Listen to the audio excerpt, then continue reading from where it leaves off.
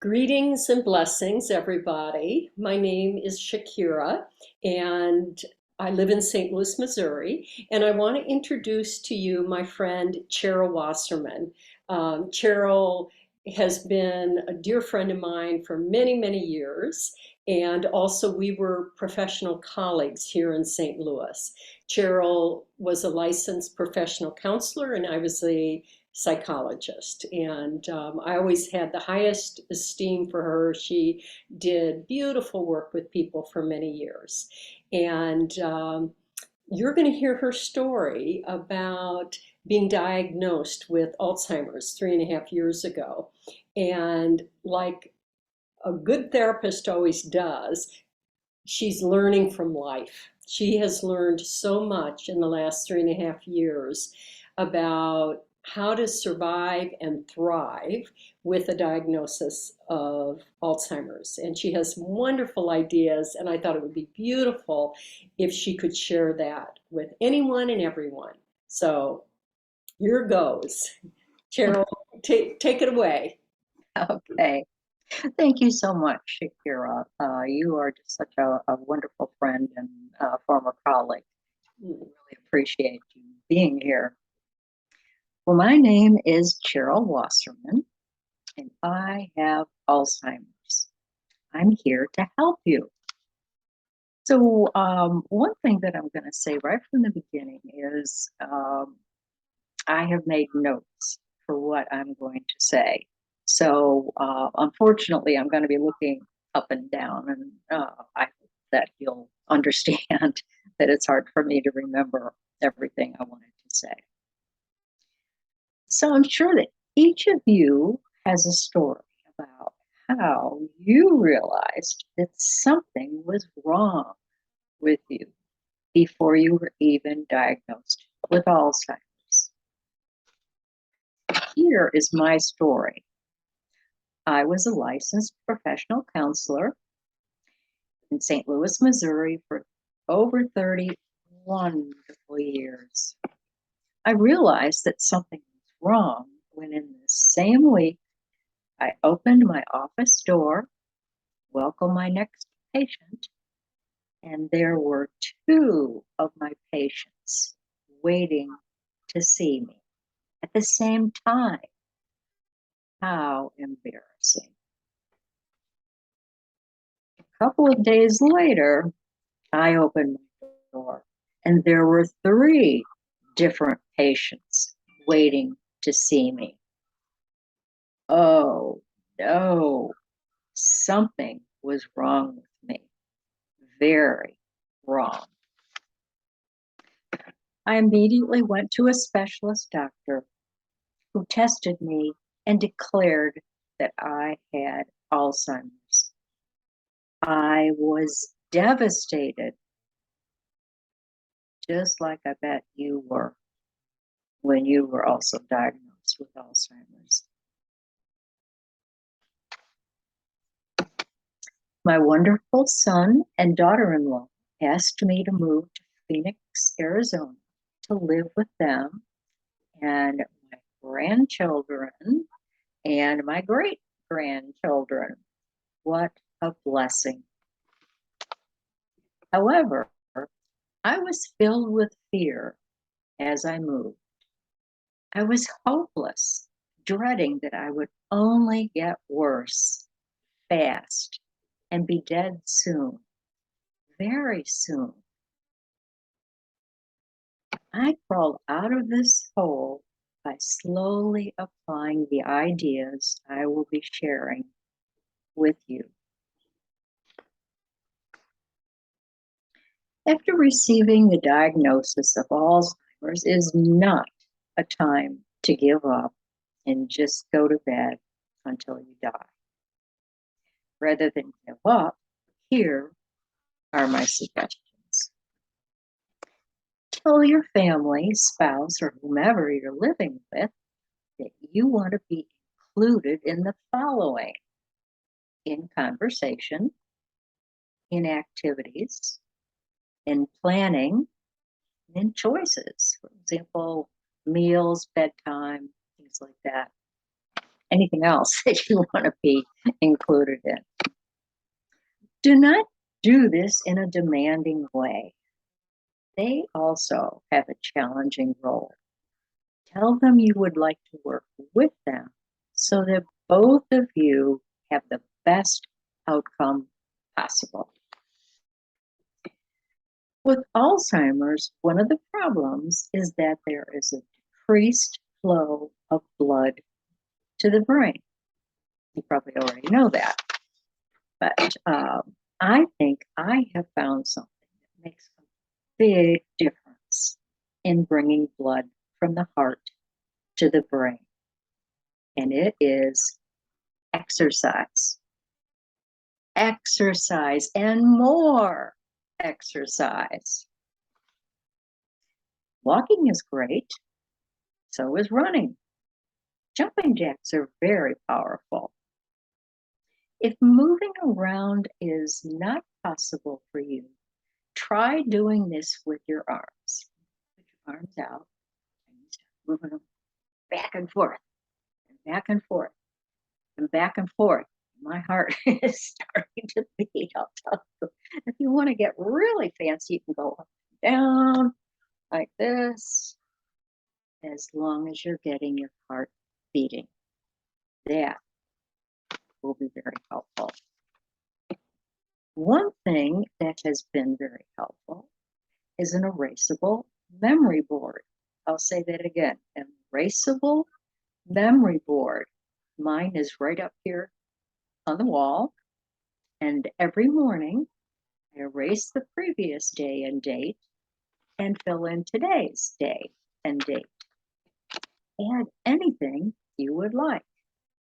Mine has upcoming important dates, inspirational thoughts, dates and times of exercise classes I might be taking, etc. Hearing aids. If you have a hard time hearing, you need to get hearing aids. And you need to wear them. If you don't, research says it will have a negative effect on your brain. And we don't want any more negative effects on your brain, right? I wear hearing aids. I feel so much more a part of conversations rather than trying to guess what's being said. That can cause a lot of embarrassment if you get it wrong. Trust me. Slowing down to nurture yourself tends to improve your mood. You might begin to see that there are different ways to care for yourself. Experiencing love from the outside feels good. However, if that love is reinforced by our own love, or if it's only our love for ourselves, not in a stuck-up way, but in a warm, gentle way, that can become a feeling that underlies all of our feelings. This self-love and caring will support us when unpleasant things occur to us and help us begin to learn that this healthy self-love will teach us to know that we are good enough, not perfect, but good enough for this point in our life. Let's stop now. Behind me is a plaque, way over there where the mirror is. And what it says is, be kind to yourself. Take a nice, deep, slow breath. You're breathing in and breathing out. And breathing in and breathing out. one more time. Breathing in and breathing out.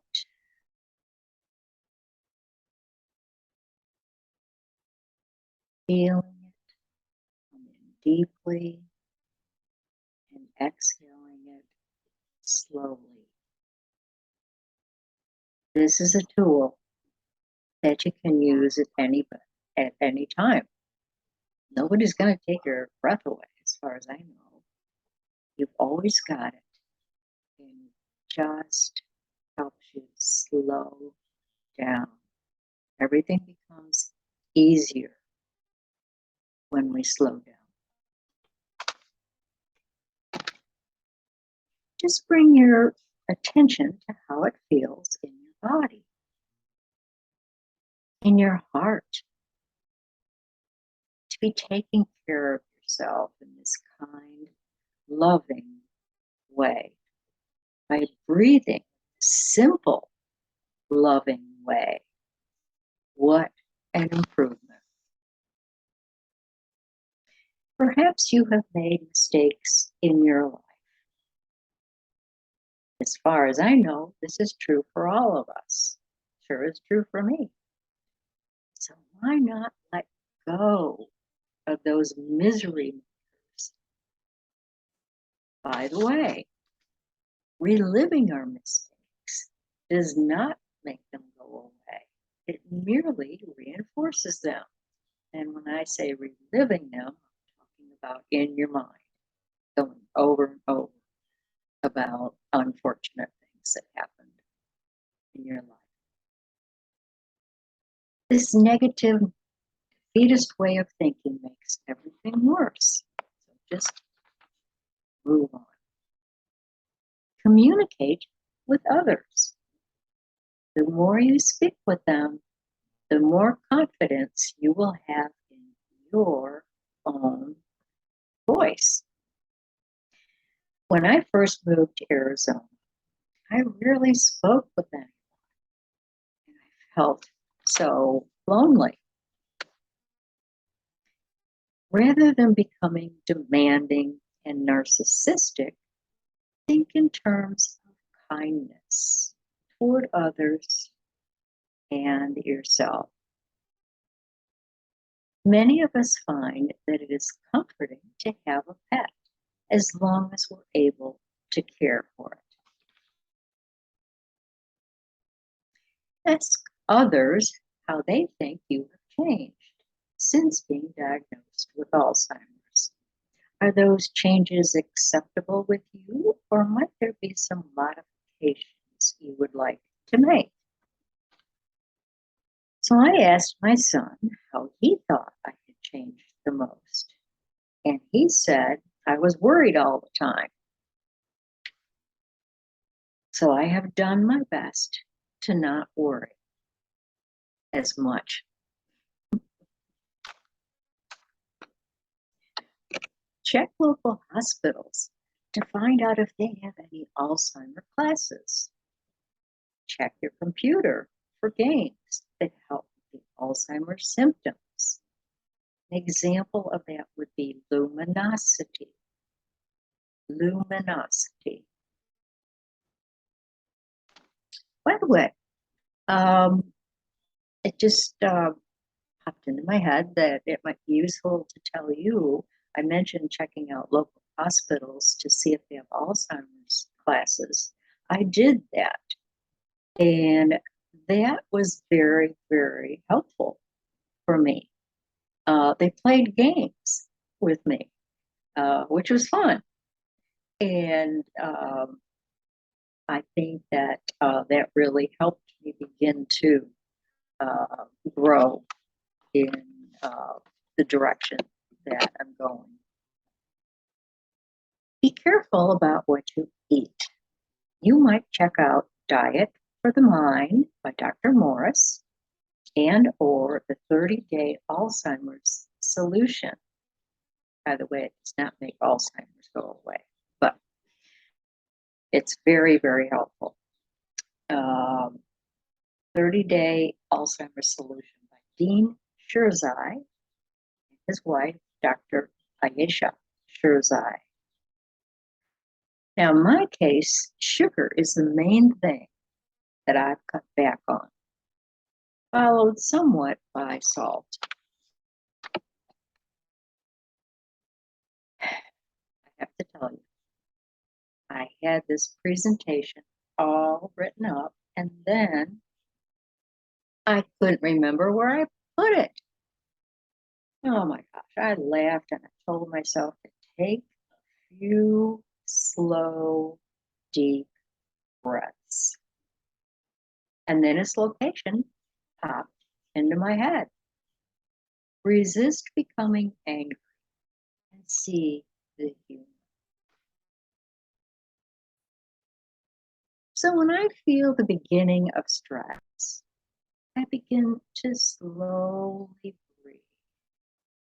And again, and ideally, I look at nature. Right now, if I look out my window, there is a beautiful big bush with magenta colored flowers on it. And behind that, conifer trees, pine cone trees. And in the sky, cloud. And just the act of looking out at nature can be very, very calming. Perhaps you have some pictures that calm you, and you could have them set out in different places to help you just kind of, especially when you're breathing slowly. I learned some of these tricks when I was a psychotherapist. So can you. You don't need to be a psychotherapist. I learned that I could do way more than I thought. And then I started doing those things. Keep your mind on one thing at a time. For example, I think I have to get something. Immediately, I start having other thoughts as I move, and I forget my original thought. Very, very irritating. So stick with that first thought. It's almost like you have to force your brain to stay with it. You have to tell the brain who's the boss. Don't worry, another thought will pop up afterwards, and then take care of that one. One thought at a time. Don't take another's negative mood seriously. It's their problem, so don't make it yours. Start a gratitude journal. All the things you're grateful for. For example, your family, your home, your bed, your friends, nature, etc., etc. There are plenty of things to be grateful for. And putting them down on paper is something that you can go to when you're feeling kind of depressed, if that happens at all.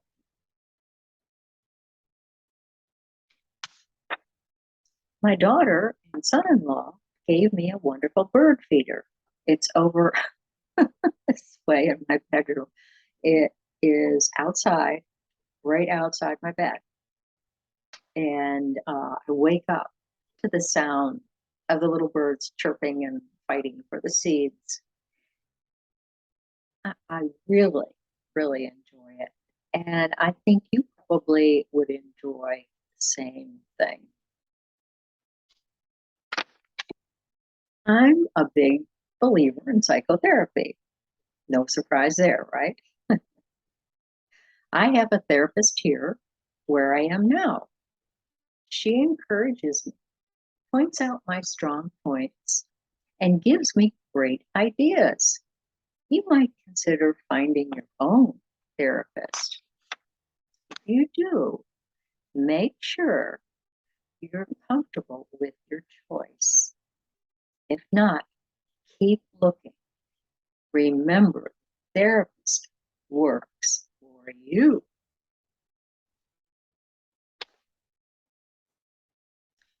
One of the things that my therapist recommended for me was a pocket planner. Here's my original little pocket planner. And before I got this pocket planner, I had no awareness of what was coming up and what I had to do.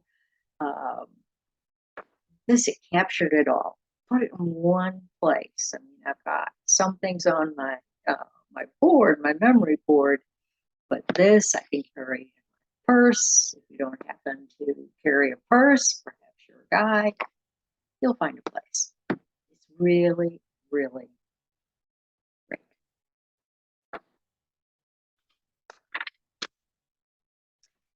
Begin to notice which activities draw upon your strengths. For example, I love to walk and run, so I make sure to do some of that every day. If you enjoy social activities, check into day programs, arts programs, community activities. Here is a question for you. What can you do that would cause you to bubble up with enthusiasm?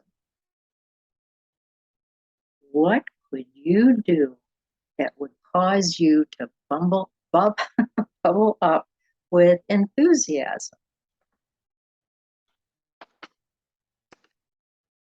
Perhaps you enjoy museums. They help us to be curious and to learn new things. Great things for your brain, right?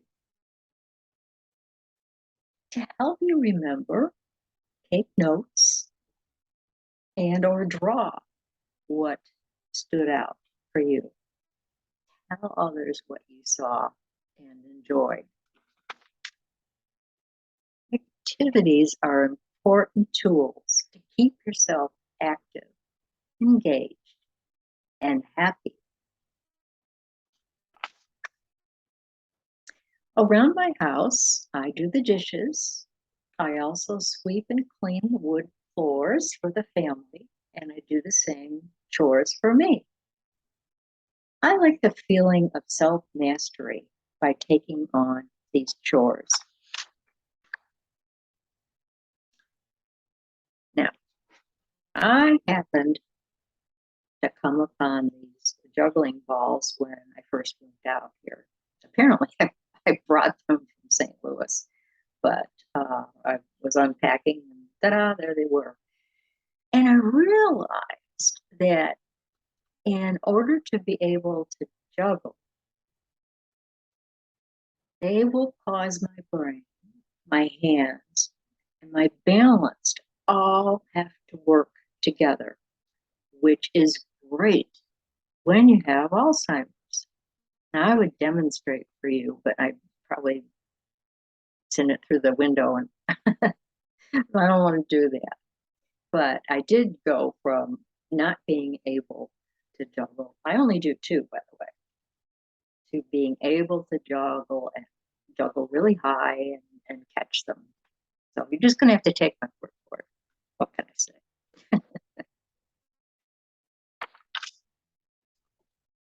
Have frequent chats with your caretaker. Look on the bright side. Focus on living the best life you can. I have read that learning a musical instrument when you have Alzheimer's is very good for the brain. So this is something else I brought with me. It's a marine band harmonica. Now, when I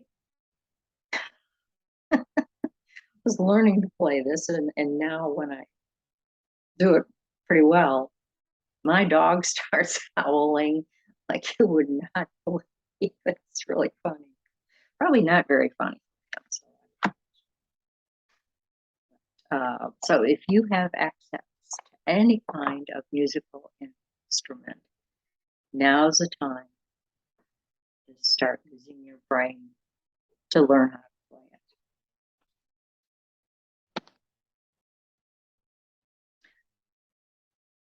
Whenever I go out for a run, I'm on the floor. I take one of these things. It's a belt, fastens around me, and there's an opening in here. So what I keep in there is my son's phone number in case anything happens to me. You know, I'm running and I fall and I can't get up or something like that. They can open it and see the phone number. Because I know when I get anxious, phone numbers are very challenging for me. So it's right in my bag. Another bag. Here's another bag. Where do you see this one? This one. You could take the kitchen sink with this one. All kinds of pockets. I love them. I love them. And they'll keep you safe.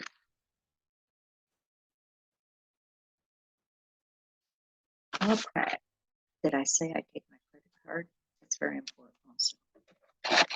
By the way, one thing of interest is that for me, my memory is not as good in the evening as it is the rest of the day. And I don't know if that's normal or not, but I just thought I would mention that in case you notice yourself kind of not doing as well as it starts to get dark.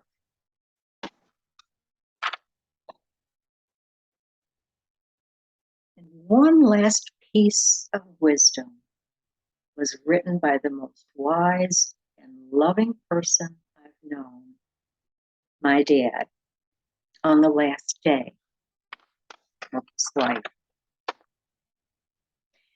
Always look for the beauty in life.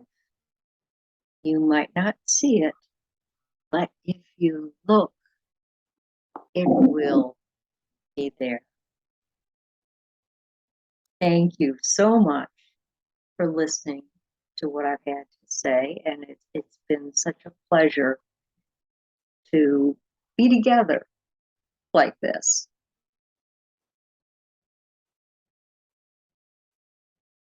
Cheryl, thank Yes.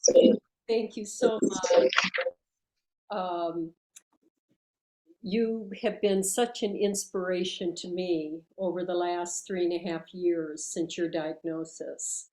And I have watched you apply in your life the very things that you're suggesting. And I know that every day has not been rosy. You've had some real tough days. Mm-hmm. That's for sure. I should have mentioned that.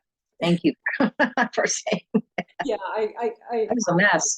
yeah, well, of course, but what has been so inspiring is you're returning again and again to really applying the things that you learned over the years about how to live life well, with gratitude and with joy. And uh, Yep.